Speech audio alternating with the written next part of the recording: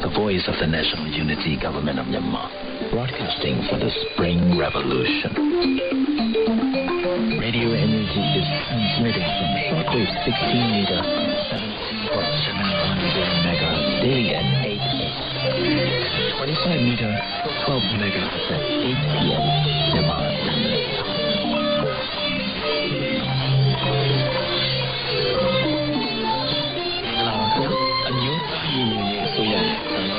Radio NUG ကိုမနက်၈နာရီ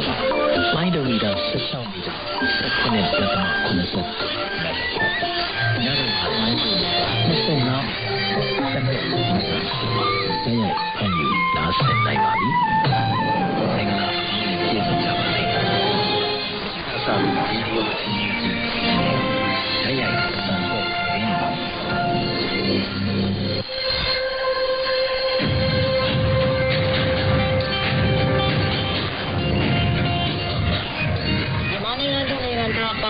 တဘာဝပြီး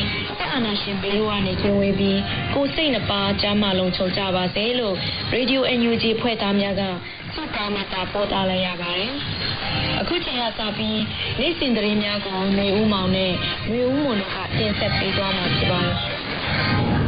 ။ယခုဆုံးတဲ့စက်တင်ဘာ29ရက်သတင်းများကိုတင်ဆက်ပေးပါမယ်။ကျွန်တော်ကတော့နေဦးမောင်ပါ။သတင်းကောင်းစင်တွေကတော့မြန်မာငွေချနေတဲ့အတွက်မြောက်ရီကုန်သည်များထိုင်းကုန်ဝယ်ယူရန်အခက်တွေ့နေရတဲ့တဲ့မြန်မာကအာဆီယံနိုင်ငံမှာငွေချေးထောက်ပံ့မှုအများဆုံးနိုင်ငံဖြစ်လာတဲ့ပုံနဲ့ဖြစ်ပါတယ်။ယခုဆက်လက်ပြီးမြန်မာငွေချနေတဲ့အတွက်မြောက်ရီကုန်သည်များထိုင်းကုန်ဝယ်ယူရန်အခက်တွေ့နေတဲ့တဲ့ကိုတင်ဆက်ပေးပါမယ်။မြန်မာငွေချက်တန်ဖိုးကရပ်ပိုင်းအတွင်းမှာဆက်တိုက်ထိုးကျလာနေတဲ့အတွက်မြောက်ရီမျိုးကိုရှိအယောင်းဆိုင်တွေမှာထိုင်းဘက်ကတင်သွင်းတဲ့တောင်းပန်ပစ္စည်းတွေကိုဆက်လက်ဝယ်ယူရောင်းချဖို့အခက်တွေ့နေပြီလို့အယောင်းဆိုင်တွေစီကသိရပါတယ်။စက်တင်ဘာလအတွင်းမြောက်ရီမြ